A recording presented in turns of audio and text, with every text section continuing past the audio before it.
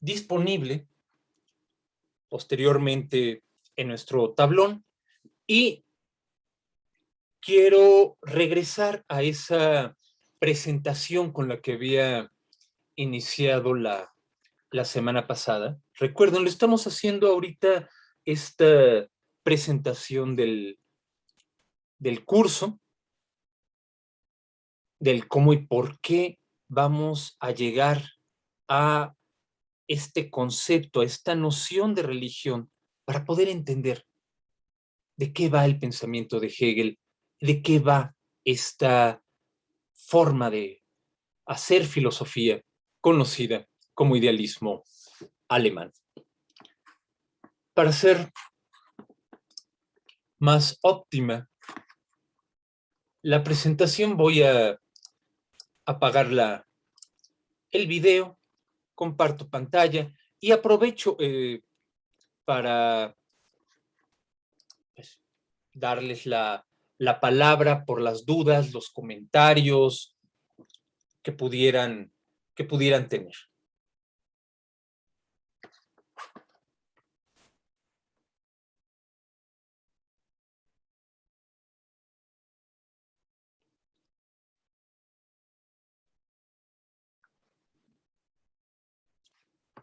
Una presentación con diapositivas.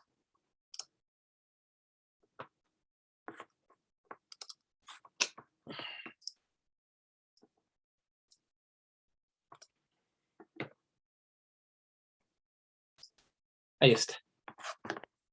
Había comenzado con Hegel justamente para mostrar cómo, cuando queremos partir de una figura aislada, en este caso Hegel, tenemos que meter a otras ideas en la conversación para ver, y se va a ir haciendo más y más complejo nuestro panorama. ¿Hay algo en el chat? ¿Es lo mismo idealismo que idealidad? Bien, podríamos decirlo así. La idealidad es aquello que trata de explicar el idealismo. Quisiera volver sobre esta cuestión, sobre este punto que tocamos la semana anterior, cuando, vuelvo a esta primera diapositiva, habíamos señalado que si hay tal vez un lema, una frase en la que pudiera condensarse la importancia del pensamiento de Hegel, es con esta idea de que lo que hace su filosofía es llevar a cabo una reconciliación de razón e historia. Lo que trata de hacer es mostrar que la razón, con todas sus pretensiones de universalidad, de objetividad, no es algo que tenga o que pudiera comprenderse al margen de la particularidad, de la contingencia y del devenir de la historia. Al contrario,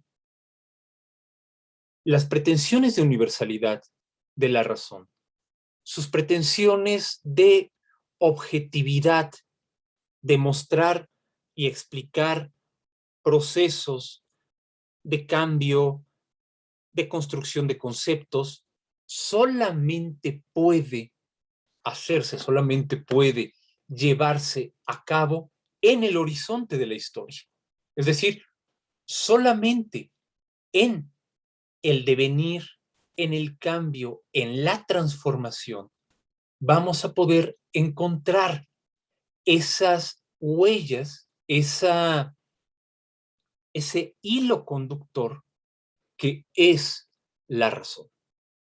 No es que tengamos que buscar en la historia como quien estaría buscando alguna joya, una cadenita de oro en un basurero y para eso tendría que remover escombros. No, sino que solo puede comprenderse lo que la razón es comprendiendo cómo actúa, comprendiendo qué es aquello que hace, qué es aquello que produce y qué es aquello que hace, qué es aquello que produce. Retomo la pregunta de Gerardo en el chat. Idealidad. Ahí, en y como historia, actúa la razón produciendo idealidad. No vamos a encontrar lo que es la razón encerrándonos en una burbuja, encerrándonos en un más allá, despreciando la historia como diciendo, no, es que ahí únicamente hay caos, hay destrucción, hay irracionalidad. No, no, yo me encierro en la filosofía. No, si haces eso, no vas a encontrar nunca lo que es la razón. ¿Quieres entender lo que es la razón? Bien, ve cómo actúa en la historia y cómo actúa produciendo cosas buenas, produciendo conocimiento, produciendo cosas justas.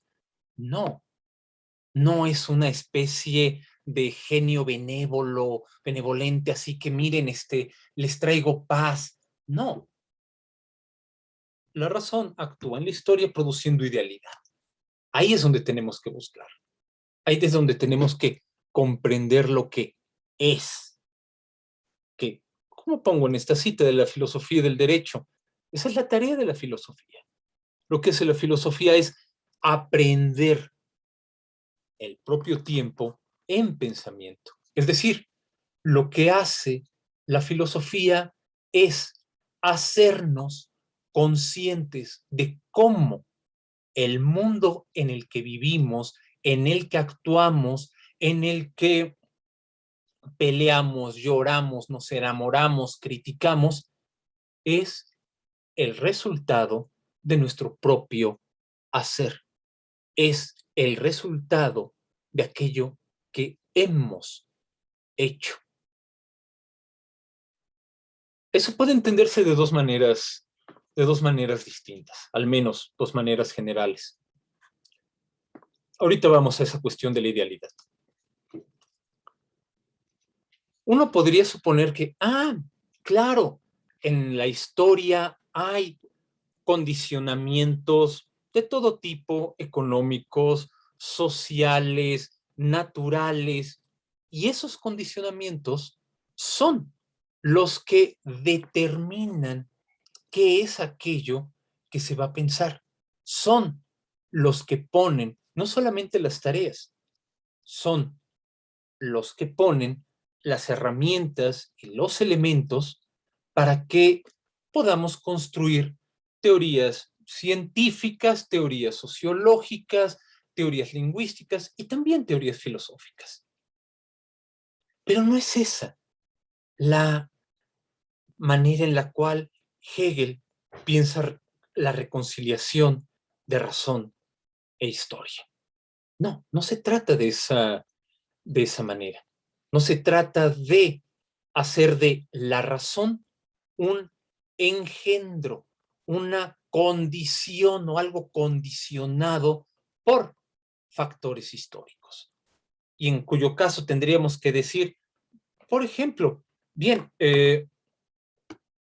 ¿por qué Locke habla en el segundo ensayo del gobierno civil sobre hace esta crítica al derecho divino de los reyes? Por la revolución gloriosa de Inglaterra. Ahí está plasmado. En Locke, ahí está presente aquello que estaba viviendo. Por eso dijo lo que afirmó. O que nosotros pudiéramos decir, sobre todo en el caso de este periodo del cual vamos a hablar, ¿por qué hablan de razón y libertad? Por la Revolución Francesa. La Revolución Francesa mostró que las ideas pueden tener una influencia real, efectiva, en el acontecer político. Por eso dijeron lo que dijeron. Ya. No, no se trata de eso. No se trata de que la filosofía sea una especie de chico de los recados de la historia y que esté ahí para complacer las urgencias o para satisfacer las necesidades. No, es distinta esta relación entre razón e historia en el caso de Hegel y en el caso del periodo que nos compete. Para entender eso, vamos a entrar a este tema, este concepto o estos conceptos por los cuales se están preguntando idealismo e idealidad. Comprender, voy a la segunda parte, el segundo punto, comprender lo que algo es, significa entender cuáles son las condiciones de su inteligibilidad, las cuales están puestas por el pensamiento. El idealismo es el nombre de esta posición. Vean cómo el primer punto parece entrar en abierta contradicción con el segundo, porque el primer punto nos está diciendo, ¿qué hace la filosofía? Comprender lo que es en sí misma. La filosofía no trae nada. Ella misma no introduce cambios, no nos dice cómo tener una sociedad más justa o cómo tener una inflación de un solo dígito o cómo tener buenos criterios de demarcación en las teorías científicas. No. La filosofía, en esa medida, deja todo como está. Parafraseando a Wittgenstein. Lo que hace es mostrar cómo se ha constituido, cómo se ha producido aquello que es, aquello que ya está. Ese primer punto parece llevarnos a una posición en la cual la filosofía tiene que reconocer su dependencia respecto de las condiciones materiales ya imperantes. ¿Pero qué está diciendo el segundo punto? Que comprender lo que algo es significa, o si podemos comprenderlo, es porque no estamos ante una tarea imposible, una tarea sumamente difícil de comprender algo que nos sería totalmente ajeno, que sería lo totalmente otro. No, podemos comprender lo que es porque el objeto que queremos comprender, nuestra cultura, nuestro lenguaje, nuestras formas de conocimiento, etcétera, son algo que hacemos y producimos nosotros como pensamiento. Ahí es donde parece decir momento, pero ¿cómo esas condiciones van a estar puestas por el pensamiento? El pensamiento no es una especie de ojo de Dios que esté por encima del mundo, creando y colocando lo que se le venga en gana. ¿Dónde está toda la materialidad, toda la historia que ya estaban presentes en el primer punto? Bien, para poder explicar esa aparente contradicción, hay que entrar a este tema, idealidad e idealismo. Para ello, voy a dejar de compartir pantalla y voy a la pizarra.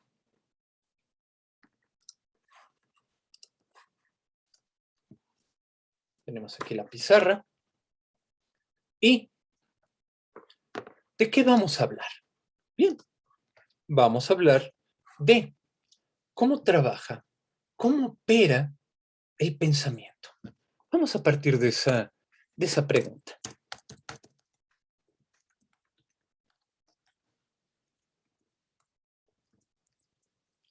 Cuando estas filosofías, Hegel y antes de Hegel, Fichte y antes de Fichte, Kant y antes de Kant, Leibniz, echan a andar, hay una idea, hay una noción básica. ¿Cómo opera el pensamiento? Bien, mediante Representaciones. Esa parece ser nuestra noción básica y fundamental. Si la pongo aquí entre comillas, no es porque sea algo que estemos poniendo en duda o algo que le estemos poniendo aquí como una idea a ser desechada. No, nosotros tenemos representaciones. Cuando yo estoy observando el cielo para ver si está nublado y es probable que llueva, tengo una representación. Cuando yo recuerdo que tengo que pagar el recibo de la luz, tengo una representación. Cuando yo me imagino qué es lo que haré el próximo fin de semana, tengo una representación. Sí, en la noche tengo miedo, tengo una representación. Sí, me están explicando algo sobre la batalla de Kursk, tengo una representación. Tenemos representaciones. Es decir, tenemos distintos contenidos mentales, ya sea que esos contenidos estén ocurriendo aquí y ahora. Por ejemplo, cuando estoy triste, cuando estoy enojado, no es que diga, ay, qué mala noticia me dieron, a las 4 de la tarde me voy a enojar. No, me enojo ahora mismo. O si estoy triste por alguna razón, no es que diga, me voy a guardar mi tristeza para cuando tenga tiempo. No, aunque no lo externe, aquí ahorita estoy triste. Hay otros estados mentales que no están ocurriendo ahora mismo, pero muestran una disposición hacia algo. Yo puedo tener la creencia de que Nepal está en Asia. Ahorita no estoy pensando, bueno, ahorita sí porque estoy poniendo el ejemplo, pero de suyo. Ahorita no estoy pensando en Nepal, pero cuando me pregunten por Nepal, puedo decir, ah, sí, es un país que está en Asia. Tengo esa disposición a creer como verdadera la proposición Nepal está en Asia. Ese es el punto de partida de la filosofía durante mucho tiempo, particularmente durante la modernidad temprana, es qué es lo que tenemos que explicar. Nuestras representaciones, los contenidos mentales que tenemos. Tenemos que explicar particularmente, esa sería la pregunta. Son distintas preguntas, pero la fundamental sería,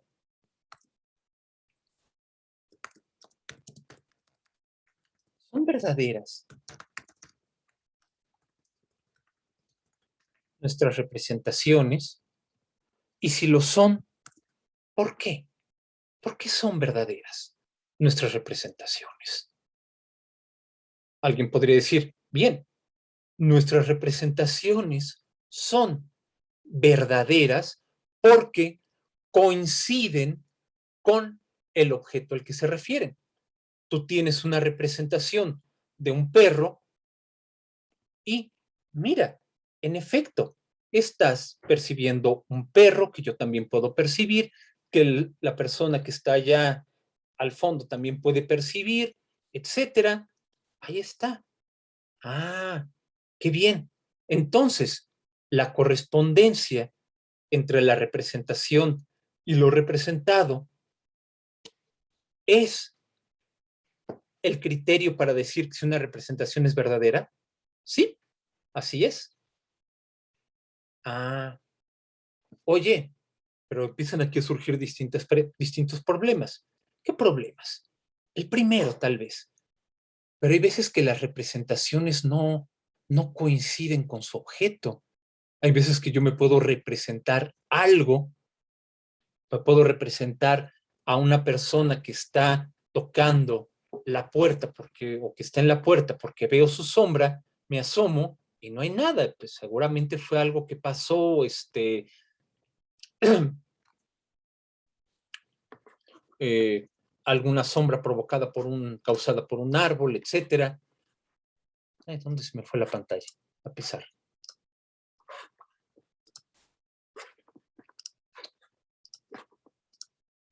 Etcétera. O puede haber situaciones en las que uno diga, bien, ¿y qué pasa con aquello que no puedo ver, que no podemos percibir en el mundo externo?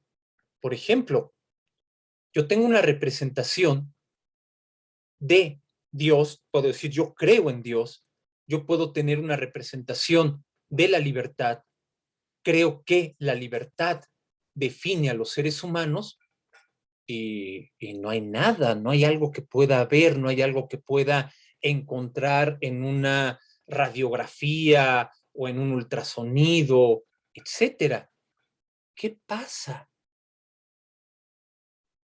O puede darse el caso de que tengamos distintas representaciones. Yo puedo tener la representación de algo como, ah, ese es, ese es ese es mi perro. Alguien más puede decir, no, no, no, no, no, no es tu perro, no es tu mascota, es tu animal de compañía y lo tienes que tratar con respeto, no seas especista, ta, ta, ta, ta, ta, ta. Alguien puede decir, no, esa es la molestia del edificio porque defeca en las escaleras, deja el elevador apestando a perro mojado cuando llueve y lo subes por ahí, etcétera. Tenemos representaciones que tienen significados distintos.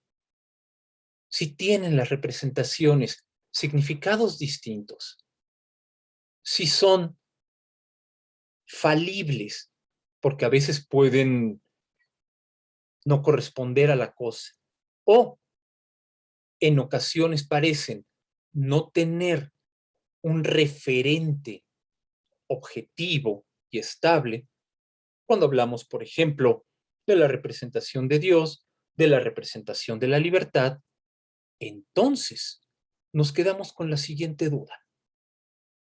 ¿Cómo pensamos? ¿Cómo pensamos si los criterios que hacen verdaderas a nuestras representaciones son criterios que, uno, no siempre se satisfacen, dos, no cubren a todos los tipos de representaciones, tres, no pueden darnos unidad objetiva que tenga validez más allá de la persona que en un tiempo y en un momento precisos está teniendo la representación. En otras palabras, si nosotros partimos de que el pensamiento opera mediante representaciones, entonces nos encontramos con el problema, con la cuestión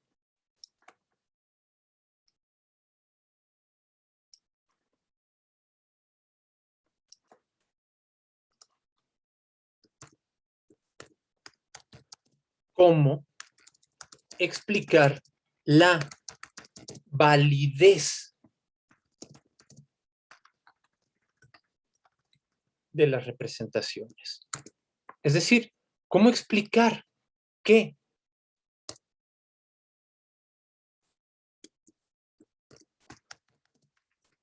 cómo es que su significado es intersubjetivamente válido y objetivo. No sé si se entienda cuál es el problema que surge en este nivel.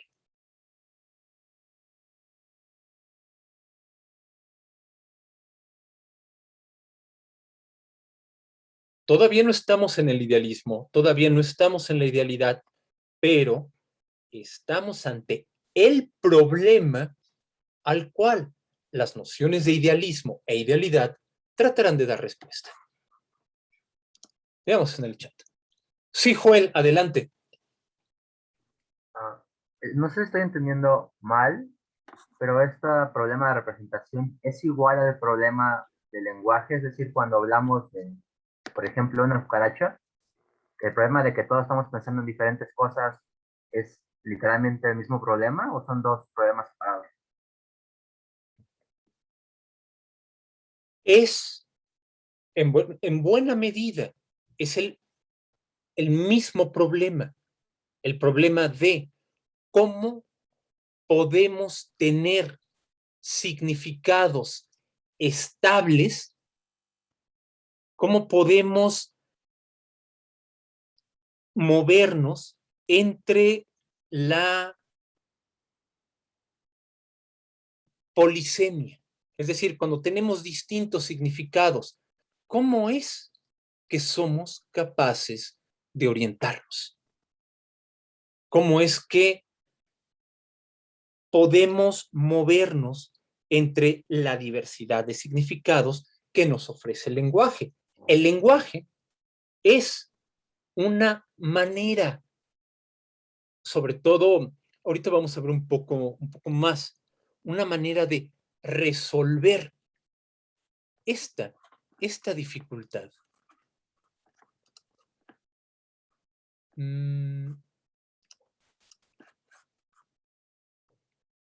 ¿Cómo poder, en otras palabras, explicar cuál es la relación entre una palabra y un objeto?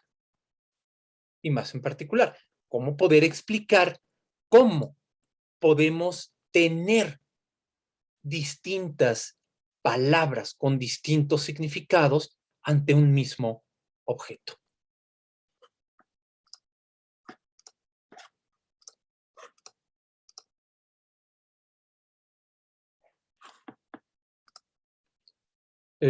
¿Qué más? ¿Qué más habría?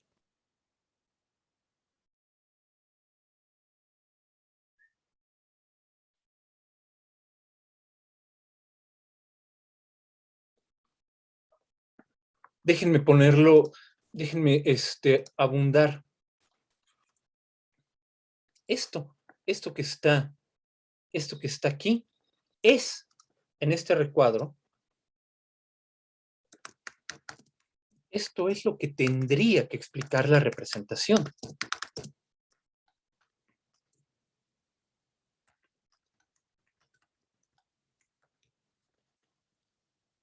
O lo que tendría que explicarse mediante el concepto de representación. Daniela, adelante. Ok, primero es que no siento que me estoy perdiendo un poco, Sí, porque, o sea, la cuestión que usted trata de explicar es cómo es que su significado es intersubjetivamente válido y objetivo. sí, Esto desde las representaciones, pero lo que a mí me suena es que yo creo que aquí habría un problema, ¿no?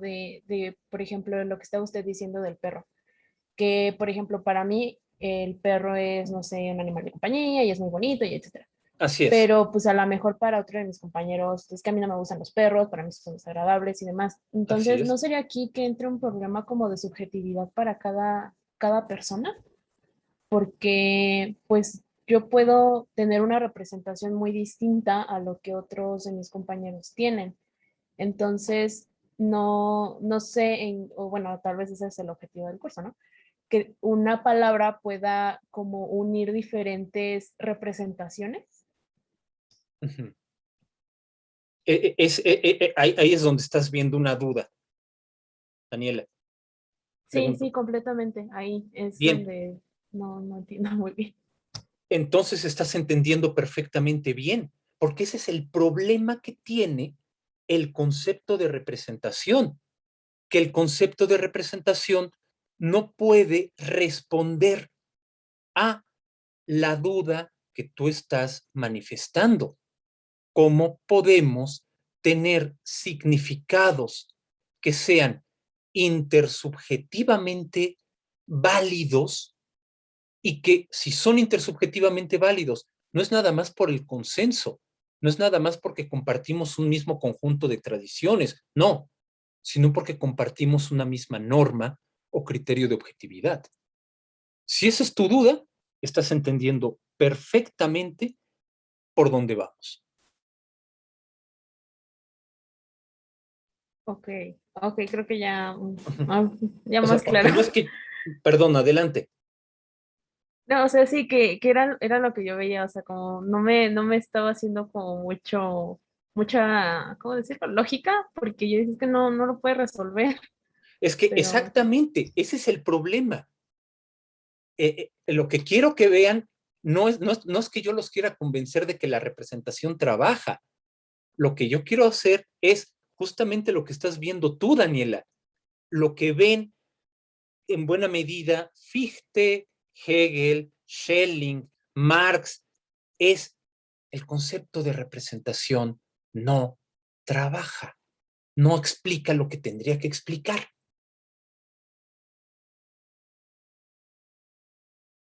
Es decir, podremos ponerlo aquí.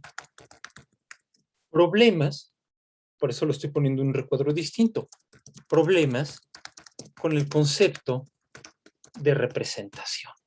¿Cuáles son los problemas que tiene el concepto de representación?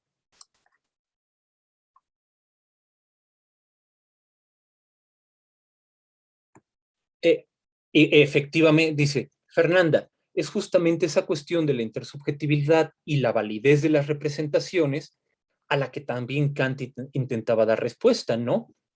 Efectivamente, así es. ¿Cómo?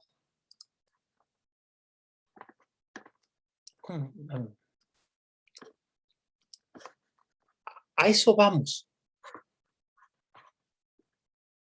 Pero entonces, nada más dejen ver cuáles son, o poner cuáles son los problemas con el concepto de representación. Uno de ellos, ya lo mencionaba Daniela, el concepto de representación no explica cómo es posible que tengamos una representación con un significado intersubjetivamente válido. ¿Por qué? Porque ya lo veía Daniela cuando manifestaba su duda. Hay tantas representaciones como seres humanos. Incluso uno mismo puede tener representaciones distintas de algo, de una cosa, a lo largo de su vida, a lo largo de un mismo día. Las representaciones son cambiantes, las representaciones son siempre subjetivas.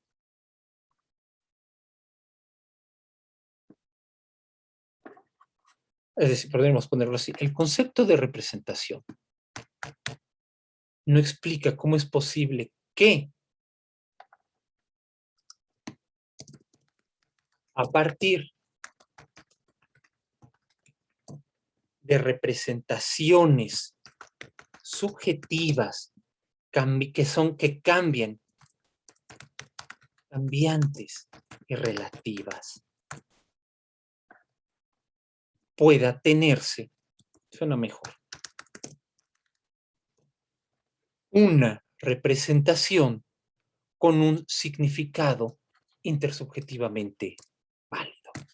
Ese podremos decir, es el primer problema que nos plantea el concepto de representación.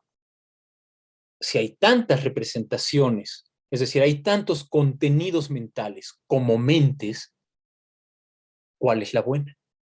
¿Cómo podemos tener una representación estable, objetiva, que podamos utilizar a lo largo del tiempo. No sé si se entiende ese problema.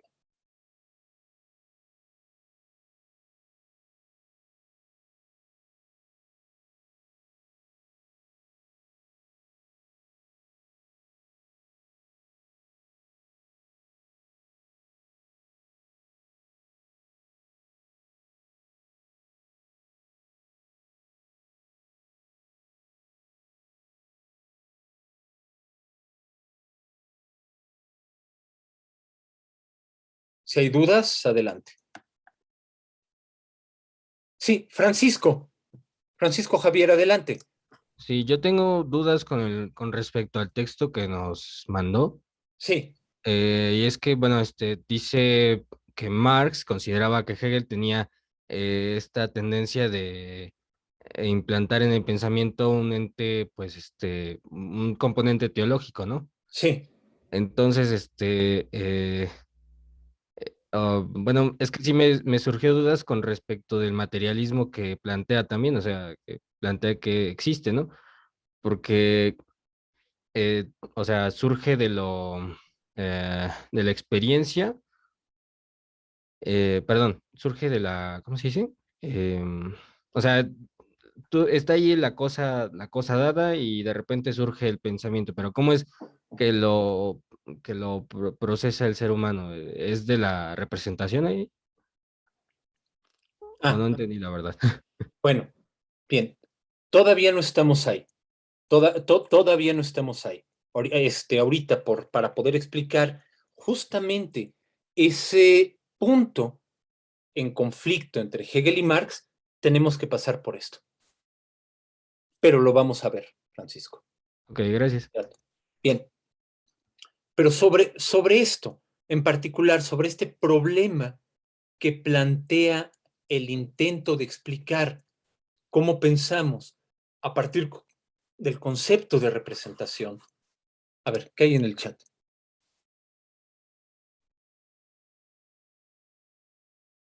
Luis, ¿podría haber excepciones a la regla? Es decir, que haya alguna representación que sí sea constante y absoluta. Ah, muy buena pregunta. Eso va a quedar o lo vamos a conectar con la intervención de Fernanda sobre lo que quiere hacer Kant. Me imagino alguna cosa matemática. No, no tanto matemática, o mejor dicho, no matemática. Ahorita vamos a esa cuestión. Lo que tú lo que tú estás preguntando y lo que Fernanda ha visto es o son intentos de responder a estos problemas que deja el concepto de representación. Pero para ver eso que ustedes están viendo como intentos de solución, hay que ver o terminar de ver los problemas. Ulises, levantaste la mano. Adelante. Sí, buenos días.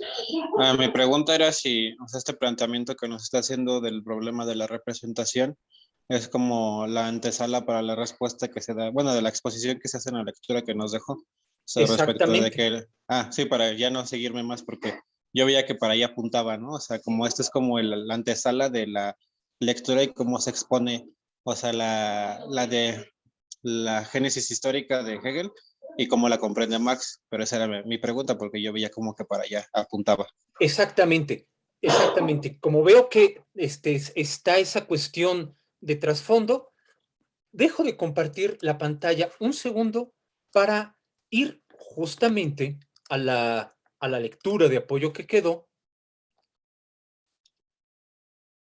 No sé si la puedan, si la puedan ver. Este Sí, párrafo, que es pues, de la primera página del breve texto de divulgación. Una conocida sentencia de Hegel dice que el problema de la historia es la historia del problema. Esto es, hay que buscar ante todo la génesis histórica del problema que se nos plantea. Hegel mismo da un valioso ejemplo de la aplicación de la mencionada sentencia al escribir la fenomenología, pues allí trata de mostrar cómo se ha generado su filosofía, siendo esta el resultado necesario de un proceso. No tiene sentido afirmar en el aire, sin ninguna demostración, sin ningún proceso genético, que el idealismo absoluto es la verdadera filosofía. La fenomenología es el proceso por el cual la conciencia llega a esa verdad. Sin el proceso, la afirmación de que la única realidad es la autoconciencia se convierte en inconcebible. Bien. Para entender el idealismo, particularmente el idealismo hegeliano, que es un idealismo absoluto, y la cuestión de la idealidad, hay que entender el problema que lo ha generado, su proceso genético. ¿Y cuál es el proceso? El problema de la representación. El idealismo absoluto, es decir, la filosofía hegeliana, es un intento de resolver los problemas planteados por el concepto de la representación cuando hacemos de la representación el único concepto, la pieza clave exclusiva para entender qué significa pensar. Por eso estamos en esto.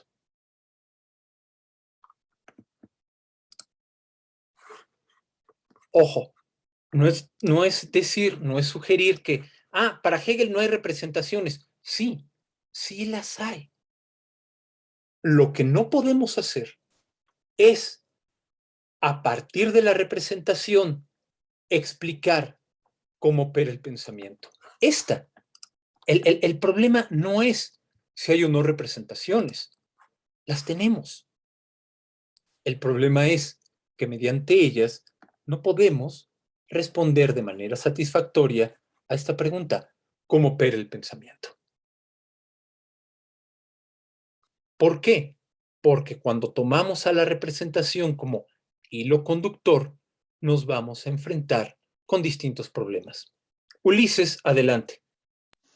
Lo que aquí yo quería preguntarle es que, o sea, problema de la representación ya se había tocado, por ejemplo, como ya habían mencionado, ¿no? Con Kant, pero creo que, bueno, es lo que yo le iba a preguntar, porque según tengo entendido, o sea, con Kant la representación y los objetos y como el sistema kantiano, pues es acrítico, perdón, es histórico, ¿no? Y trascendental. Y lo que creo que introduce Hegel ahí importante es el papel de la historia en el proceso de la representación, ¿no? Y de la historia misma, ¿no? Y de cómo la conciencia se relaciona con su realidad. Esa era mi pregunta. Bien, es una de las hipótesis de interpretación más en boga en las últimas décadas. Justamente la que acabas de señalar es la que han propuesto autores como Terry Pinkard, Robert Pippin, que lo que hace Hegel es darle profundidad histórica al planteamiento kantiano. Un planteamiento kantiano que va a residir en un concepto que para nuestros fines va a ser sumamente importante: el concepto de conciencia. Vamos hacia allá. Antes, déjenme, por favor, terminar de poner lo que consideraría los otros dos problemas que están implícitos en el concepto de representación cuando tratamos de hacer de él la pieza clave, la piedra angular para poder responder a la pregunta ¿cómo opera el pensamiento? Tenemos, podríamos decir, primer problema, el problema de la subjetividad de la representación. ¿Cómo es que a partir de representaciones subjetivas, cambiantes, variables, relativas, llegamos a una sola representación que sea intersubjetivamente válida. El segundo problema es el problema, que podríamos decirlo así o enunciarlo en breve, el problema del referente. ¿Qué pasa con aquellas representaciones que se refieren a algo, a un contenido, que no se muestra, que no aparece como objeto? Como objeto sensible, es decir, como un objeto que podamos tocar, que podamos ver, que podamos sentir.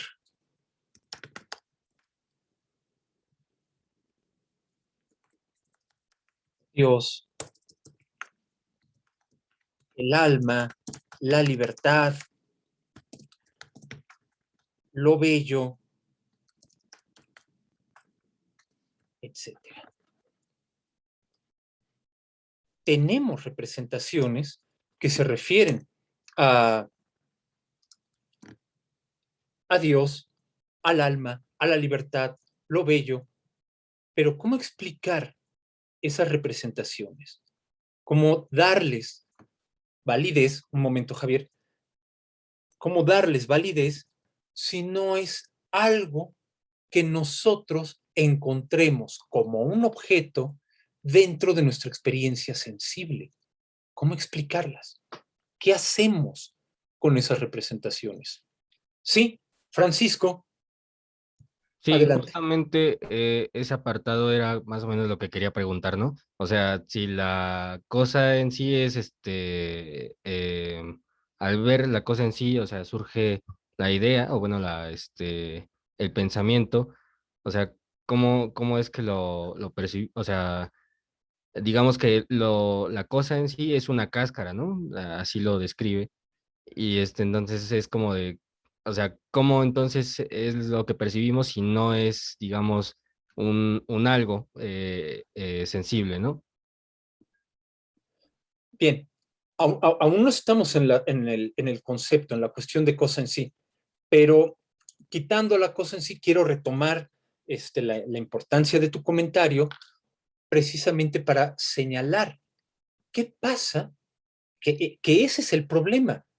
Si el pensamiento opera enteramente a partir de representaciones y la representación es el contenido mental acerca de algo que aparece en nuestra experiencia, entonces, ¿qué es lo que ocurre cuando nuestras representaciones se refieren a algo, a un contenido que parece no tener lugar, no tener cabida en la experiencia?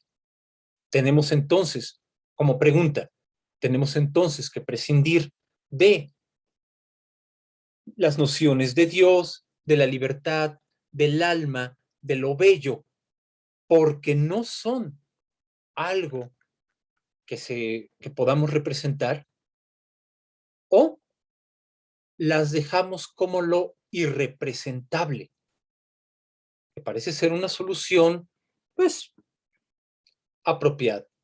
Pero si las dejamos como lo irrepresentable, ojo, vean lo que ocurre, entonces quiere decir que el concepto de representación no es fiable.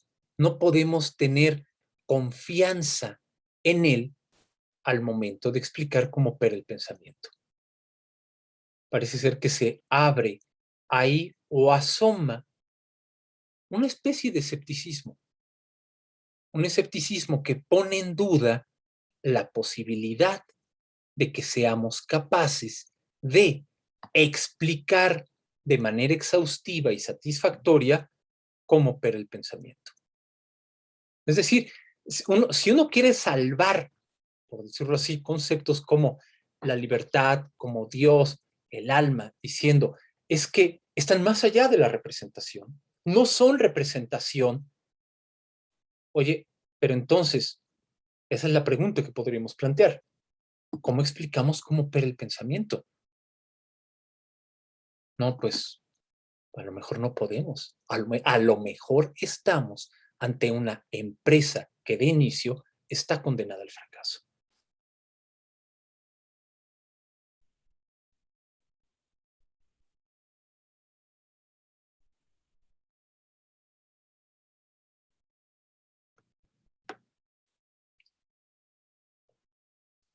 Hasta este punto, y sobre todo en relación a estos dos problemas, dudas, preguntas.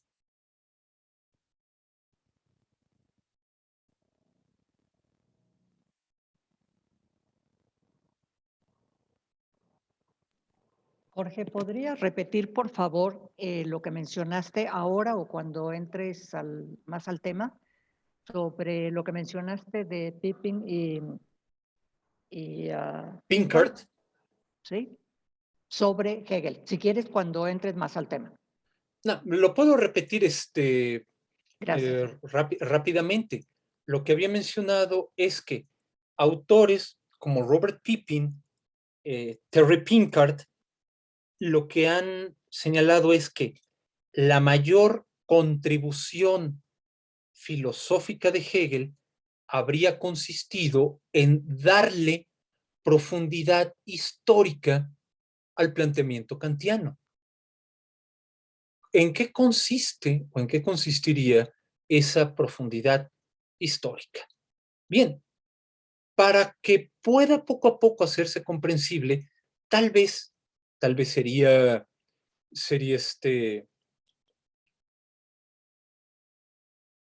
pertinente ver qué es o cómo es que Kant se enfrenta a estos problemas. Nada más, tercer punto es aquí de los problemas. De los problemas. El tercer punto.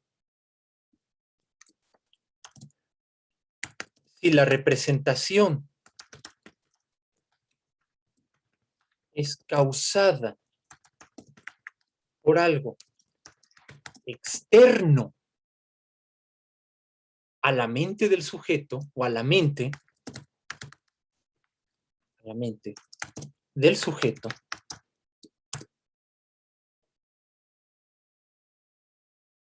¿cómo podemos saber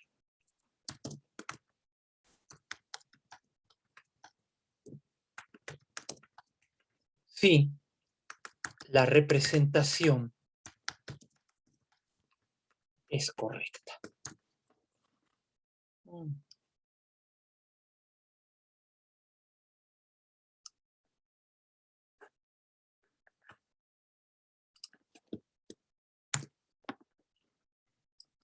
Ahí está.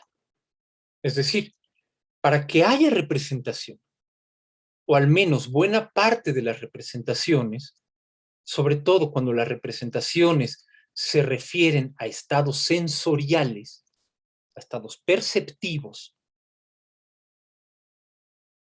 entonces esos estados perceptivos son causados por algo que está en el mundo externo, por algo que no forma parte de la mente. Pero si el fundamento de la representación está fuera de la representación, ¿cómo podemos explicar, o más que explicar, cómo podemos justificar que nuestras representaciones sean correctas? ¿Cómo podemos saber que no nos estamos refiriendo a algo incognoscible, a algo inalcanzable? O, si uno quisiera ponerlo en términos de un ejemplo de filosofía contemporánea, ¿cómo saber que no estamos en esa situación que describe Hilary Putnam en este ejemplo de que seamos cerebros en cubetas, cuyas representaciones se deben a estímulos externos que nos hacen creer en un mundo objetivo, cuando en realidad no hay tal mundo objetivo. Estos son los problemas que plantea el concepto de representación.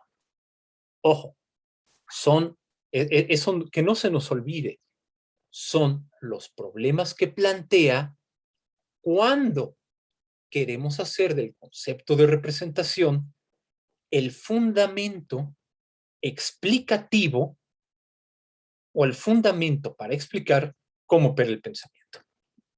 Esos son los problemas. Y ahí es donde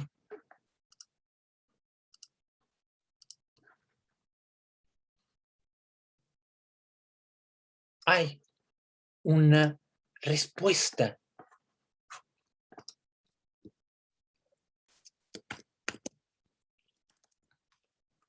la respuesta de Kant.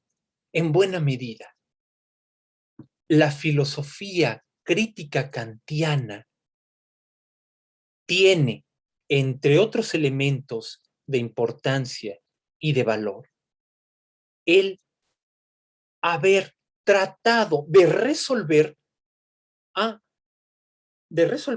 los problemas que plantea el concepto de representación. Déjenme ponerlo del siguiente modo. Kant intenta responder a los problemas del concepto, a los problemas que plantea el concepto de representación,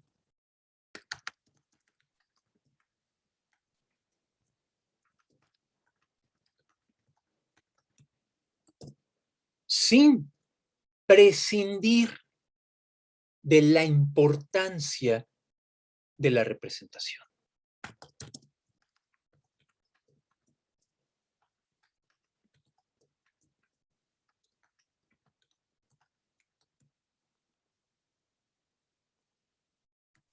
¿Cómo? Segundo punto, decir tesis suena muy pretencioso. Podríamos decir segunda idea, segunda hipótesis. No hay que partir sin más de la representación. No podemos partir de bulto de la representación.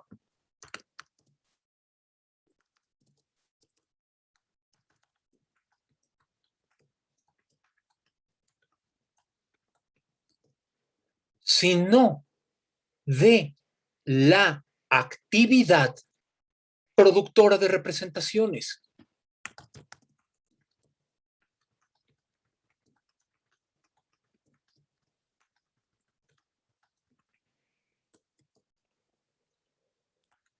La conciencia. Explica, para ponerlo así.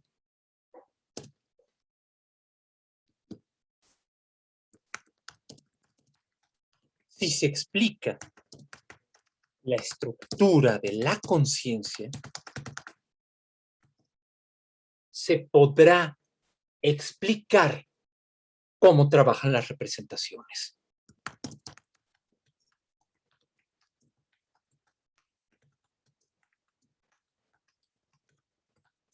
Ahorita subo esto. Lo hacemos un poquito más grande. Y ya está aquí. Eso es lo que hace Kant. Una de las grandes, de las extraordinarias aportaciones de Kant es justamente esta, que está tratando de decir, a ver, ustedes parten de las representaciones como si fueran objetos particulares en un bodegón. El bodegón sería la mente.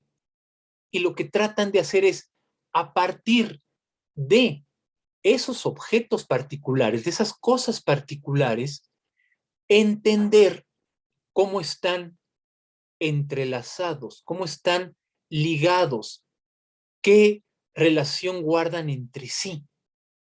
Así no se puede. Cuando quieran hacer eso, vamos a encontrarnos con los problemas descritos en 1, 2 y 3. ¿Cuáles? Las representaciones son subjetivas y en esa medida son dispersas, son cambiantes, son contingentes, son inconmensurables. Lo que decía Daniela,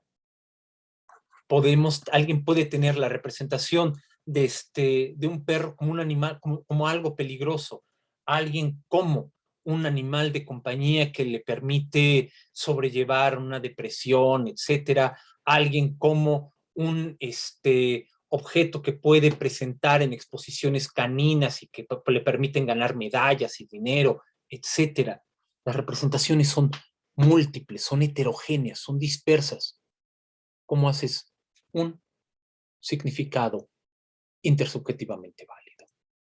2, si partes de las representaciones como cosas o cierto tipo de imágenes individuales en la mente, ¿qué relación hay entre la representación de una mesa y la representación de la libertad? Ninguna, salvo que digas, bueno, la mesa la veo, a la libertad no, le creo más a la mesa. O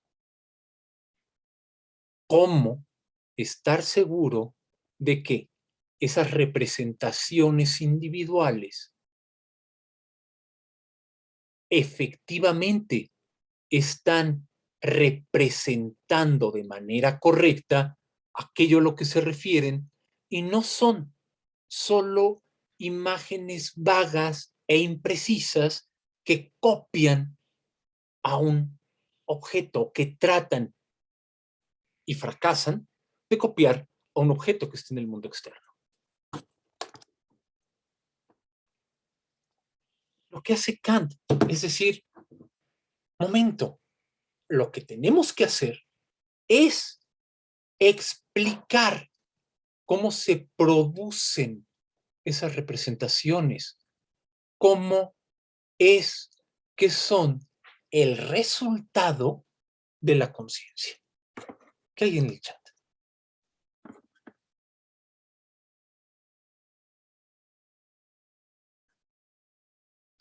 Luis, pero ¿cómo sabe que la conciencia y no otra cosa? Por ejemplo, la mente es el lugar de donde hay que partir para explicar la conciencia. ¿Cómo sabe Kant que la conciencia antecede a las representaciones? Buena pregunta, y es una pregunta con la cual nos vamos a ir encontrando, que va a ir saliéndonos al paso a lo largo, van a ver, a lo largo de todo el curso. Kant tiene una respuesta directa a aquello que estás preguntando, Luis. Por el carácter aperceptivo de la conciencia. Cuando digo carácter aperceptivo, lo voy a escribir en el chat para todos para que se vea el término.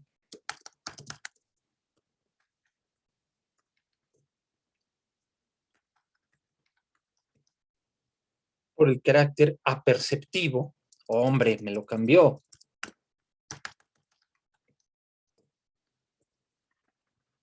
Ahí está, por el carácter aperceptivo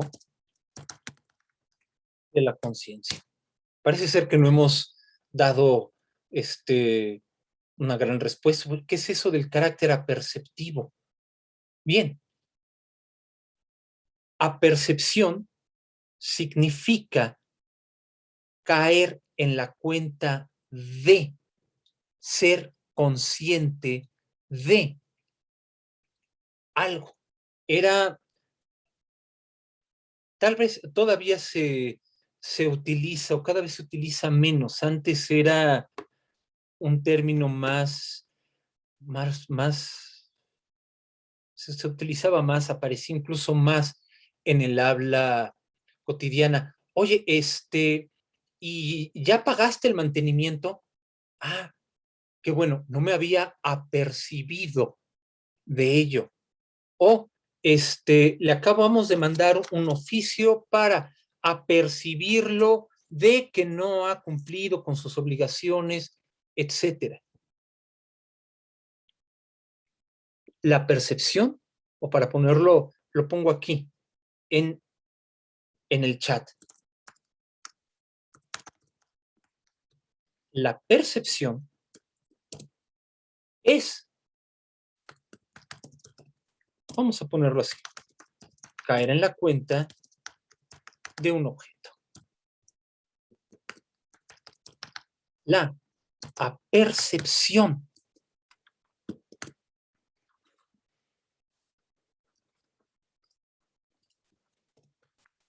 es caer en la cuenta del acto que se refiere a un objeto. Es decir, por eso mencionaba que para Kant la conciencia, y por eso tiene, o por eso la toma como punto de partida, la conciencia es fundamentalmente reflexiva. La conciencia es el acto mediante el cual me doy cuenta o nos damos cuenta de cómo nos estamos refiriendo a algo, de cómo estamos haciendo uso de una representación. Por eso es el punto de partida.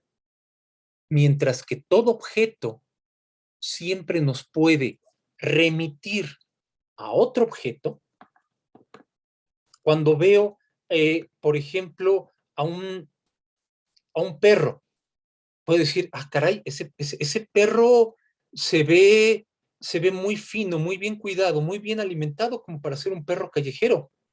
¿Dónde están sus dueños? ¿Dónde está su correa? Esa representación me llevó a otra. O si en la calle observo, comienzo a ver que pasan numerosas patrullas y ambulancias, escucho las sirenas, esa representación de las sirenas, de las patrullas que estoy viendo, me remite a otra representación. ¿Cuál? Hubo un accidente, ocurrió un siniestro, etcétera. La representación, en breve, siempre me va a llevar a otras representaciones. Pero cuando hablo de la conciencia, como esta reflexión, como esta apercepción, la conciencia siempre me remite a su propia actividad. Por eso es un suelo, un punto de partida firme. Puedo ver, vuelvo al ejemplo, puedo ver a las patrullas, puedo ver las patrullas y las ambulancias y caer en la cuenta. No estoy alucinando, no estoy imaginando o inventando que haya patrullas. No, las patrullas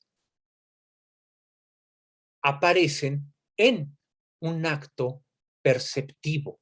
Caigo en la cuenta del acto que estoy llevando a cabo.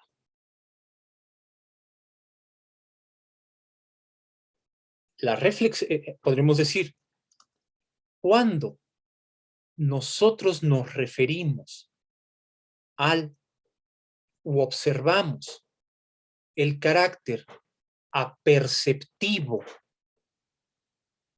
o reflexivo de nuestra experiencia, nos vamos a dar cuenta de que toda representación, todo contenido remite a un acto, remite a una manera de referirse, de dirigirse a ese contenido. Esa actividad es la conciencia. Si queremos explicar cómo es que tenemos distintas representaciones, pero a pesar de ser distintas, nos remiten a una cosa, a una que tiene un mismo significado, o si queremos explicar cómo es que, aunque tenemos representaciones distintas, o a veces que se refieren a algo que no está ahí puesto enfrente, como Dios, el alma, lo bello, tenemos que explicar cómo trabaja esa conciencia, cómo trabaja esa actividad.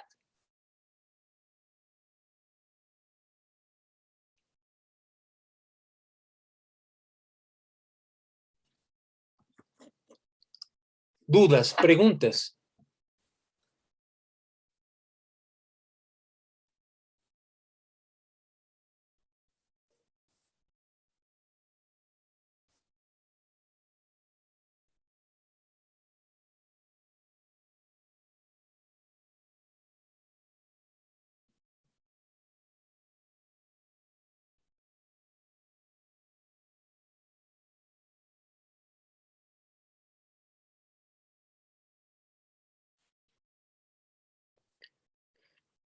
Para decirlo de otro modo, ya habrá ocasión y tendremos que regresar a Kant, pero podríamos decir o podríamos resumir esta idea con lo siguiente. Para Kant, nuestras representaciones están bien. No se trata de hacer una purga de representaciones. Están bien. No se trata de que, entonces solamente puedo tener representaciones de objetos del mundo externo. No puedo tengo que dejar de lado las representaciones de Dios, del alma, de la libertad. No. Nuestro pensamiento, particularmente las representaciones que tenemos, están bien. El problema filosófico, es que no sabemos cómo ordenarlas. No sabemos cuál es el lugar que les corresponde. ¿Y por qué no sabemos cómo ordenarlas? Porque no sabemos cuáles son, alguien lo había puesto aquí, había hecho la mención a ello en el chat, Luis, no sabemos cuáles son las reglas con base en las cuales opera la conciencia. Sí, nosotros desentrañamos cuáles son las reglas a priori con base en las cuales trabaja la conciencia, entonces vamos a saber qué lugar y qué límite de validez le corresponden a cada una de las representaciones.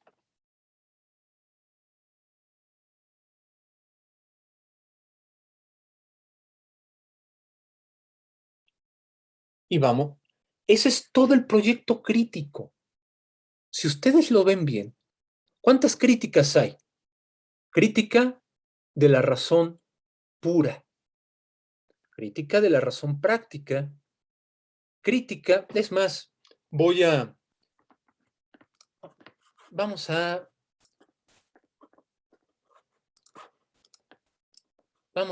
grabar, a guardar esto y vamos a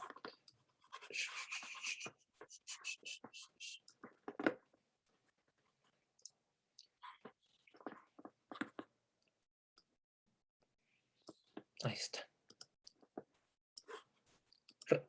Esto continúa, o sea, Kant, su proyecto crítico.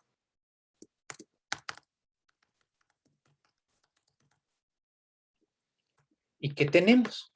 Pues lo que tenemos es lo siguiente. Tenemos una crítica, la crítica de la razón pura. La crítica de la razón pura tiene un dominio propio. ¿Cuál es ese dominio?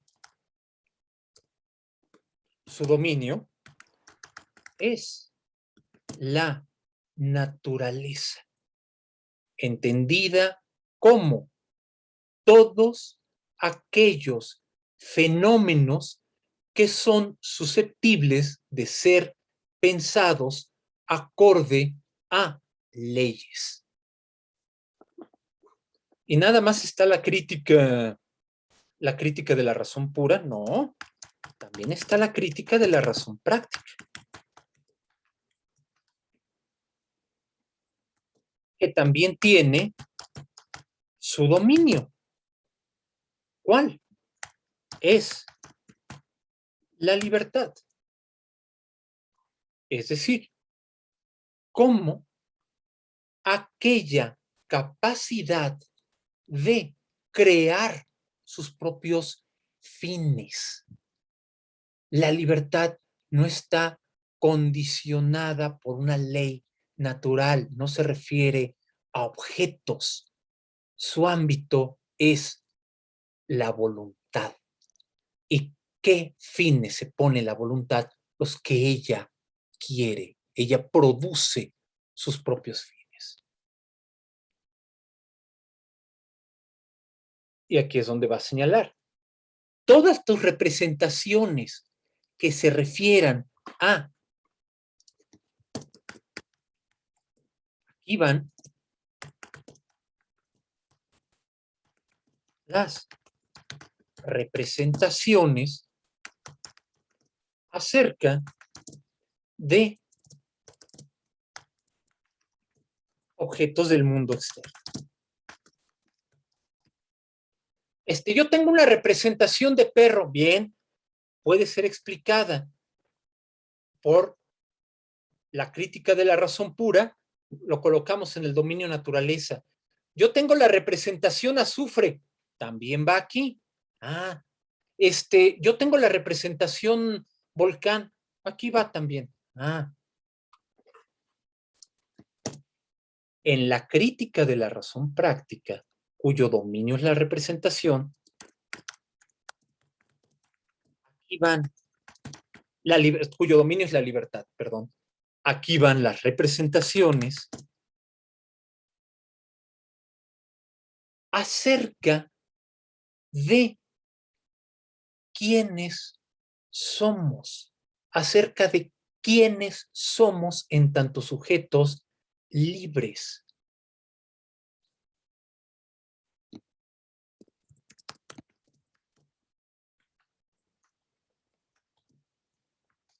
Acerca de nuestro fin y valor, dignidad. Tenemos dignidad en la medida en la que no somos un objeto intercambiable por otro objeto. Tenemos un alma y en la medida en la cual tenemos un alma, tenemos que responder ante nuestros actos ante Dios como parte de, o en tanto somos parte de un reino de fines. Todas las representaciones de la moral y de la religión, ahí van. Oye, pues muy rico y todo, pero ¿cómo es que podemos ser, para decirlo de alguna manera, ciudadanos de dos mundos? El dominio de la naturaleza no se traslapa, no se empalma con el de la libertad. Son totalmente distintos. Pero hay una tercera crítica. la crítica del discernimiento o crítica del juicio no tiene un dominio. Eso es lo interesante de la crítica del juicio. No tiene un dominio. No se refiere a la naturaleza, no se refiere a la, a la libertad. Expone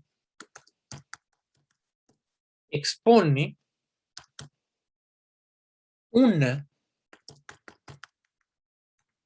facultad, o más que hablar de una facultad, una capacidad subjetiva a priori. ¿Cuál? Darle o combinar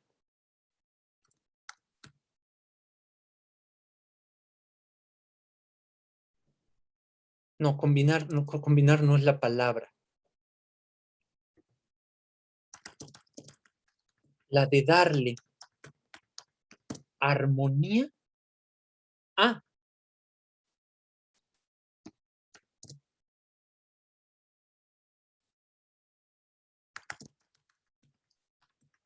el entendimiento, que es el dominio de la naturaleza. El entendimiento es el que conoce las representaciones acerca del mundo externo y la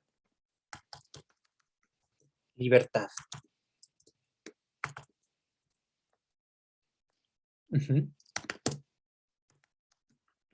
La voluntad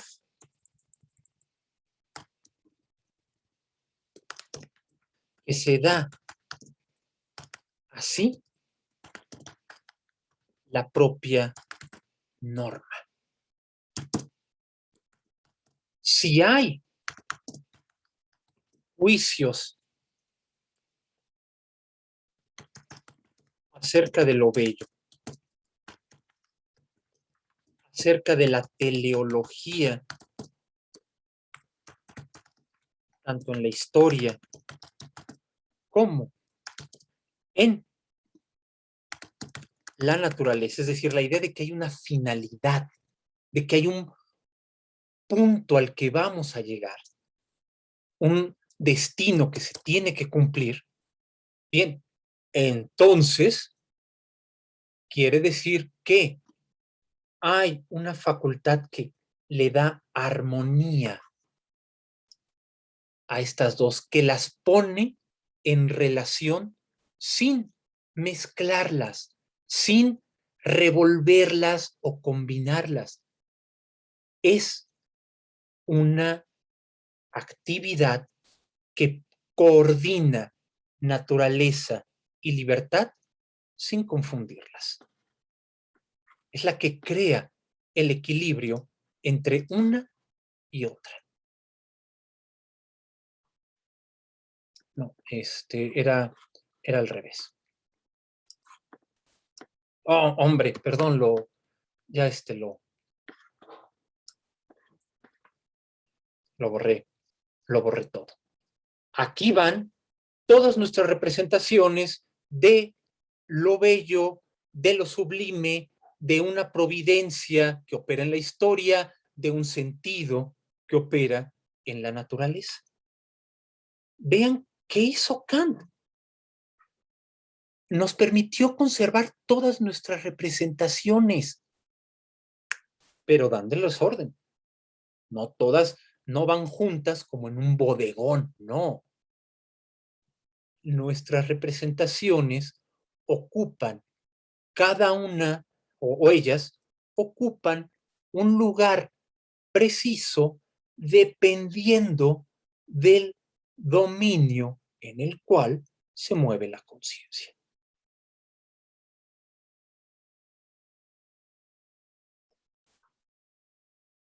Eso es lo que hace el proyecto crítico kantiano. Es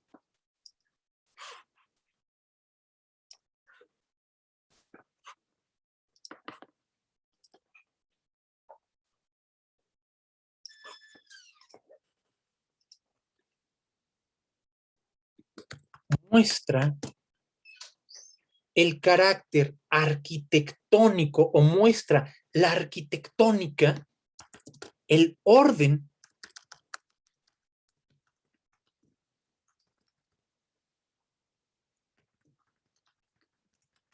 de nuestras facultades.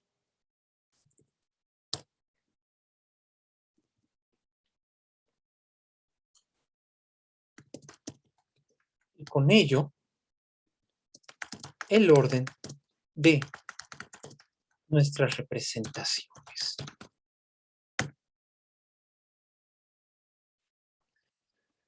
Si se tiene esto, tenemos ya el último requisito que necesitábamos para entender cómo se va a entrar al idealismo y a la idealidad. Pero para saber si se puede dar ese paso al más allá, dudas, preguntas. Jorge, ¿podrías abundar un poco? No me queda del todo claro el tema de los juicios que mencionas al final de la crítica del discernimiento. ¿Cómo entran en el tema de la armonía, digamos? De la armonía entre la razón pura y la práctica. Bien, voy a guardar esto y explico ese punto a continuación.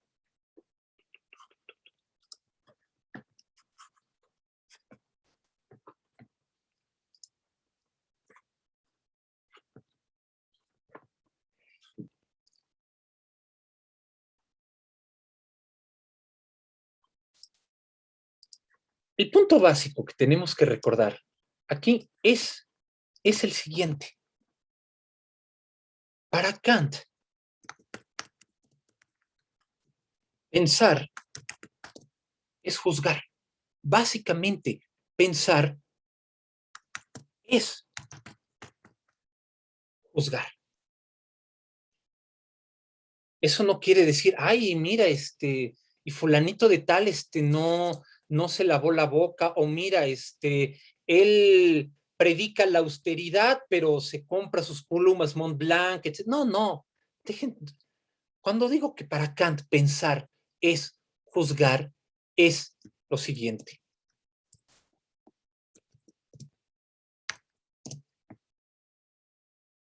Es vincular conceptos en el juicio.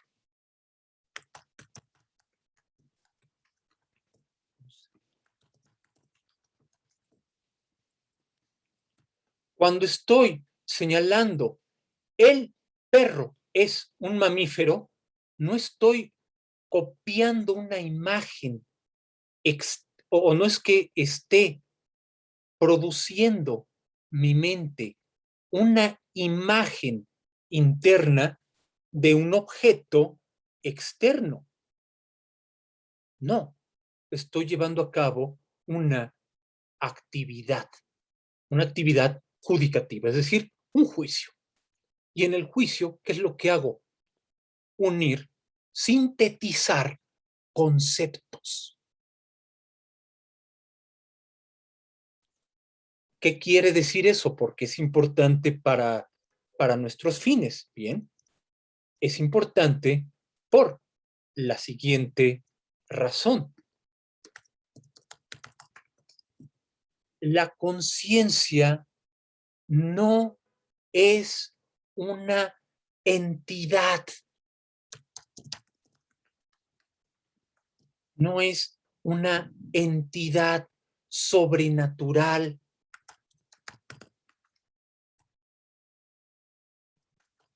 Sino una actividad normativa. Cuando digo actividad normativa, hay que entender lo siguiente. No es que sea, es que la conciencia me dicta que tendría que ser bueno y tendría que beber menos. No, es una actividad normativa en la medida en la cual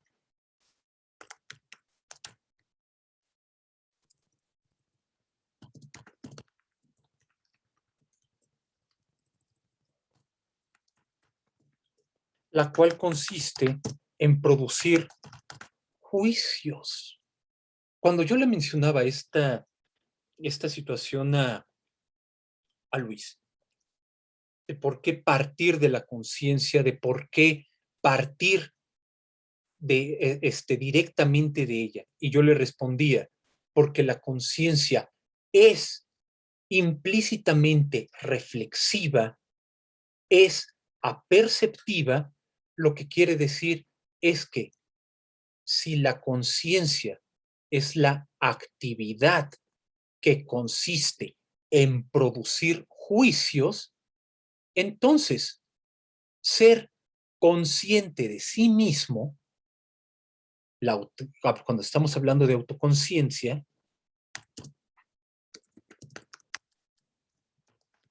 la autoconciencia es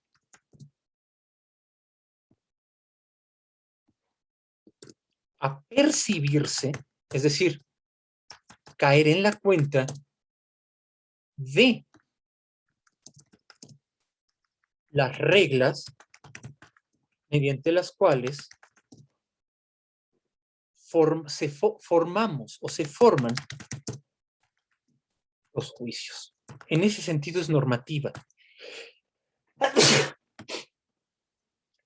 Es normativa en la medida en la cual no vincula conceptos de manera arbitraria, no los crea así nada más de decir, ay, mira, un petirrojo, jajaja, qué divertido. No. Es normativa en tanto que cuando juzga, está vinculando está vinculando conceptos a partir de una regla implícita, una regla de la cual no somos inmediatamente conscientes, pero que está operando. Esa es la idea básica y fundamental de Kant. La conciencia es un entramado de reglas, es un ensamble de reglas.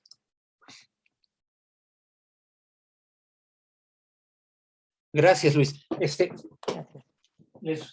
No sé, un segundo. Aquí está. Voy a citar rápidamente un fragmento de las lecciones de lógica de Kant. Con esto abre. Esto que leo son las... A ver si luego se los mando aquí al tablero. Con esto empieza. Todo en la naturaleza, tanto en el mundo animado como en el inanimado, sucede conforme a reglas, aunque no siempre las conozcamos. El agua cae conforme a leyes de la gravedad y el movimiento de locomoción de los animales tiene lugar también conforme a reglas. El pez en el agua, el pájaro en el aire, se mueven conforme a reglas. La totalidad de la naturaleza en general no es más que una interconexión de fenómenos conforme a reglas y no existe en parte alguna ausencia de reglas. Cuando creemos hallarla, solo podemos decir que en este caso desconocemos las reglas. Todo son reglas. Eso quiere decir que siempre que juzgamos algo, estamos ante una actividad normativa, es decir, una actividad sujeta a reglas.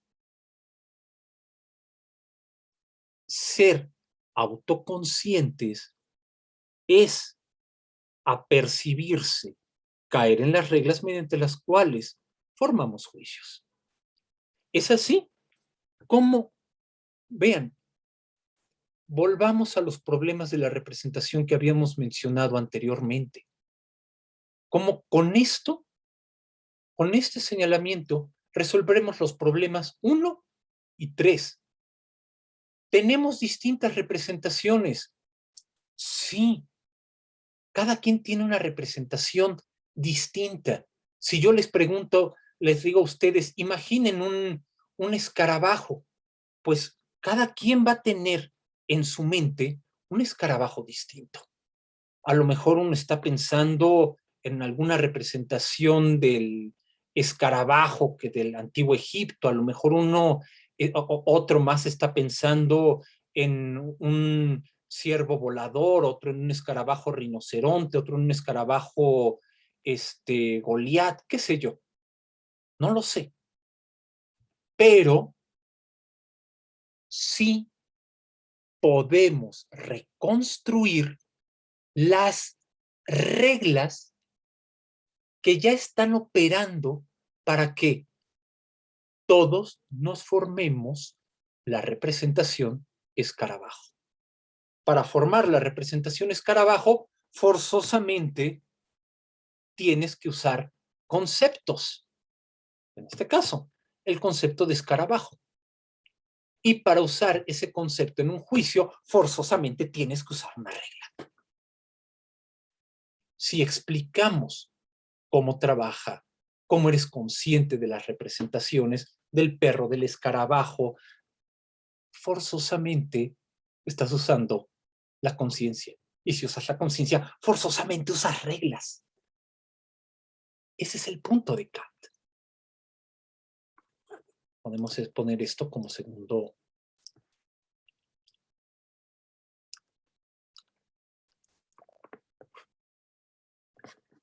Y tendríamos como otro punto las reglas varían. Cuando digo varían en su validez dependiendo del dominio en el que se presenta el juicio.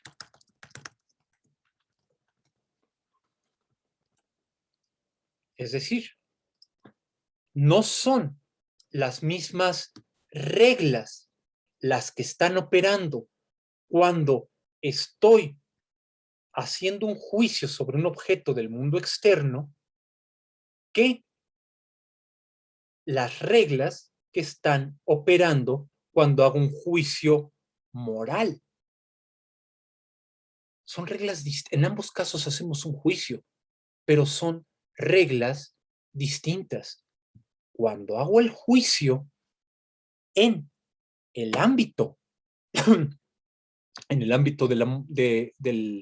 del conocimiento, en el ámbito del conocimiento de fenómenos de la naturaleza, ¿qué supongo? Supongo que están sujetos a leyes de la naturaleza. Pero cuando hago ese juicio o cuando estoy juzgando moralmente, ¿qué es lo que supongo? Lo que supongo como regla es juzgo a una voluntad libre. Si juzgo a alguien como malo, es porque estoy juzgándolo en tanto sujeto libre que voluntariamente podría decidir y puede decidir el sentido de sus actos. Jonathan, sí, adelante. Profesor, bueno, me vino una duda respecto al ejemplo del escarabajo, de la representación que todos tenemos del escarabajo, porque, bueno, ¿cuál sería la distinción, por ejemplo, entre categorías y estas reglas a las que se está refiriendo? Lo pienso por la representación, en tanto que para describir la representación, supongo que habría que describirla en tanto que, bueno, con categorías. Uh-huh. ¿Y cuál sería la distinción, por ejemplo, entre las categorías y entre estas reglas de las que estamos hablando? Las categorías son reglas. Ah, muy bien, muy bien, muy bien. El punto, particularmente en el caso de la crítica de la razón pura, sobre todo la parte de la deducción trascendental de las categorías, es que tiene que haber una regla, voy a usar un paralelismo con el lenguaje del derecho, que bueno, por cierto, esta idea la toma Kelsen de Kant. Tiene que haber una norma básica universal, una regla que coordine a todas las otras reglas. Esa regla que coordina a todas las otras reglas es lo que en la crítica de la razón pura denomina la originaria unidad sintética de la apercepción. Es la regla que coordina el uso de todas las categorías que operan cuando hablamos, cuando juzgamos sobre objetos que se conocen. Ulises, adelante. Lo que le iba a preguntar es que, o sea, respecto a estas facultades que tiene la conciencia en Kant, ¿no? Como que tiene una actividad normativa que genera juicios a través de las categorías. Lo que yo le iba a preguntar es que si es gracias a bueno, o sea, que si tiene que ver tiene relación con lo del giro copernicano, porque, o sea, en epistemologías previas a la de Kant, como en Hume y Descartes y Spinoza y Locke, o sea, el sujeto es receptivo de las cualidades del objeto, ¿no? Y en Kant ocurre esta inversión en la que el sujeto es el que coloca las propiedades al objeto y lo determina a través de su percepción.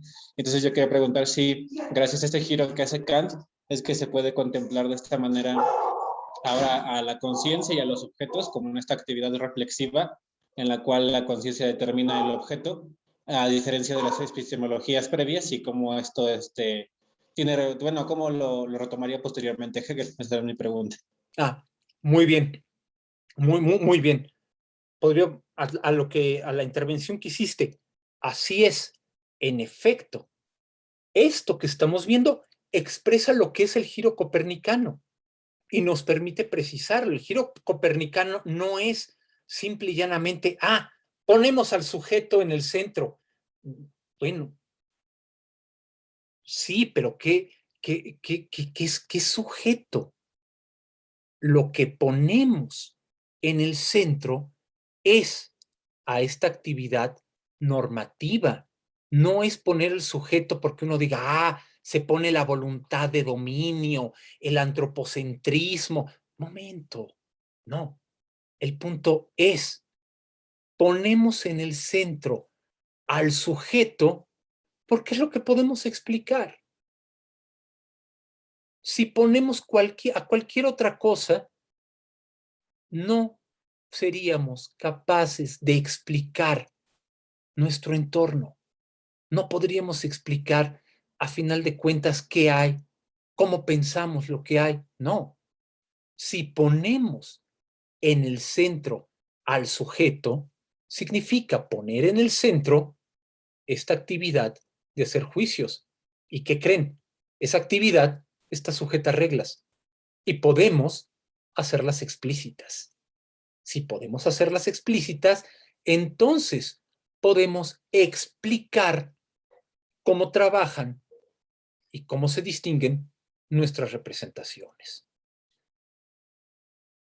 Ahora, bueno, a ver, ¿quiénes levantaron la mano? Venga.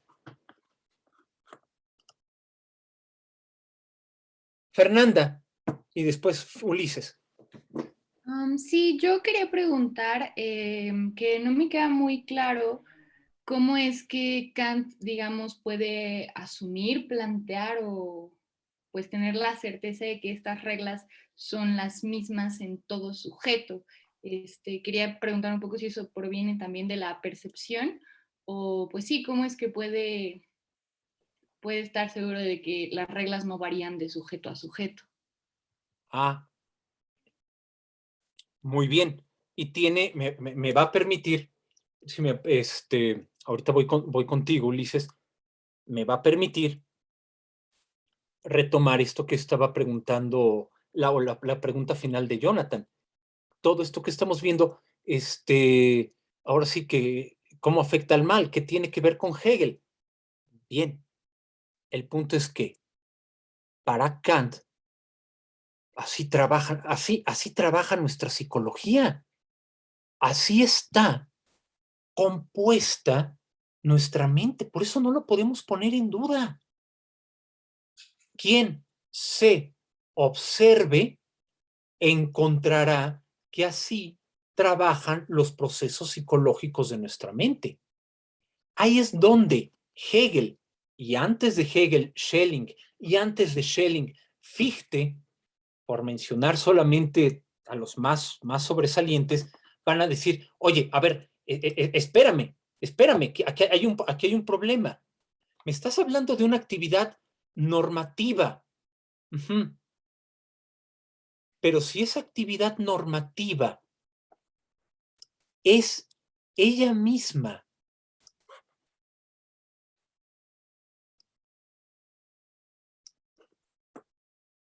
una representación, si es ella misma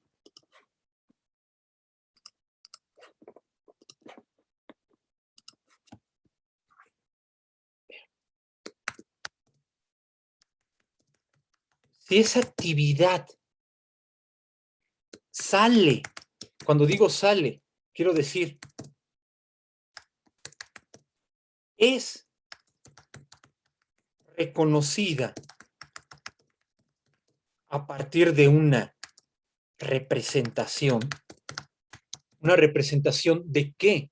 De las operaciones psicológicas de nuestra mente en tanto cierto tipo de seres, en tanto cierta especie animal, entonces su validez está comprometida. Es decir, lo que le van a criticar a Kant es, momento, tú nos estás presentando una actividad normativa que trabaja a partir de leyes que están operando en la experiencia, pero que no son resultado del arbitrio humano, no son resultado de nuestros procesos mentales, mentales casi que sean el resultado de la evolución de nuestra especie y de la manera en la cual se ha adaptado al entorno. No, son normas, son leyes que valen a rajatabla para el pensamiento. Eso es genial. Pero después nos dices que las obtienes a partir de que, pues así trabajamos, así es nuestra especie. Entonces lo que nos estás dando es una representación. Y volvemos entonces al mismo problema. ¿En qué reposaría la validez de estas leyes? ¿Cómo sabemos que no son única y llanamente reconstrucciones hipotéticas de las distintas maneras biológicas, antropológicas, en las cuales nuestra especie se ha ido adaptando al entorno? Y que podrían, en ese caso, ser perfectamente refutadas el día de mañana si aparece evidencia nueva. Toda la validez se va al caño. Ese es el punto. La pregunta que tú estás haciendo, Fernanda, es la pregunta que los post-kantianos inmediatos, Hegel, Fichte, Schelling, le están haciendo a Kant. ¿Qué es la autoconciencia? Pues es una representación de cómo trabajamos. Momento, si es una autorrepresentación, entonces está tan sujeta a cambio, a refutación, como cualquier otra representación. No, lo que le dicen, no, Kant, esto, la autoconciencia,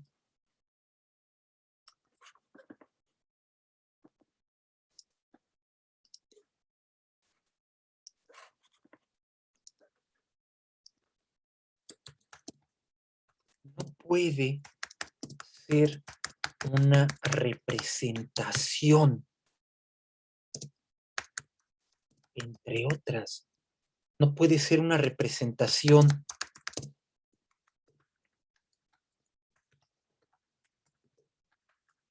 privilegiada. Así que digamos, pues es que así trabaja nuestra especie. Y como nuestra especie es la que piensa, pues es suprema. No. Hay que fundamentar, explicar y fundamentar en qué consiste.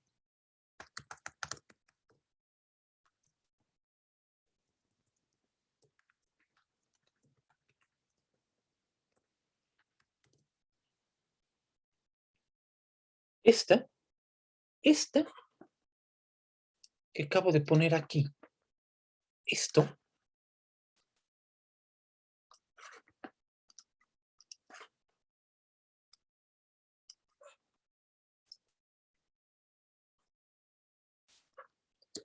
esta es la convicción y tarea básica del pensamiento post-kantiano. Para ponerlo así, al menos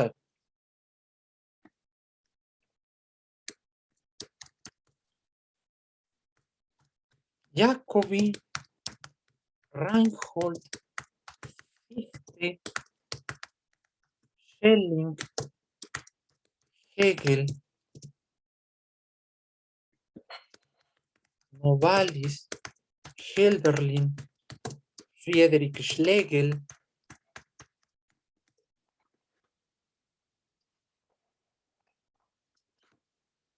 todo esto, no todo es idealismo alemán. Friedrich Schlegel y Novalis forman parte de un movimiento conocido como romanticismo alemán temprano. Jacobi es otra cosa, Jacobi y Reinhold son otra cosa extraña, sobre todo Jacobi, pero todo el universo postkantiano gira en torno a esa convicción.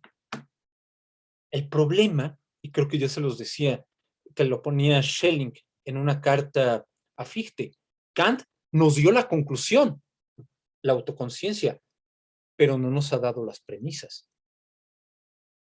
¿Qué es la autoconciencia?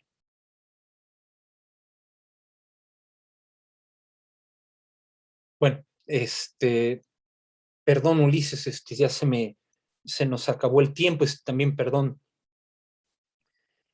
que ya no pude meter lo de los juicios del gusto en la tercera crítica. Nos tuvimos tal vez que ir muy atrás, pero creo que esto nos ha dado hoy las bases justamente para poder entrar a las nociones de idealismo e idealidad. ¿Qué es lo que tratarán de hacer, digamos así como adelanto, las nociones de idealismo e idealidad? Explicar esto. ¿Qué es la autoconciencia? ¿Cómo es y de dónde salen las reglas a partir de las cuales vinculamos conceptos en juicios? Ese será el punto.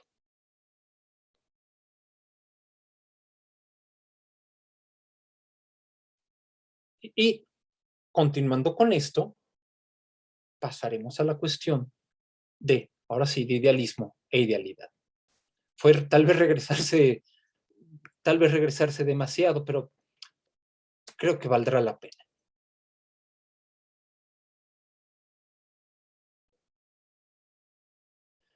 Bueno, por cuestiones de tiempo, yo me despido de ustedes.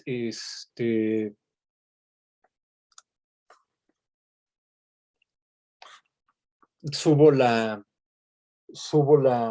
grabación. Si tuvieran dudas, etcétera, que no pudieran haber salido aquí por cuestiones de tiempo, pónganlas en el tablón o resérvenlas para la siguiente sesión.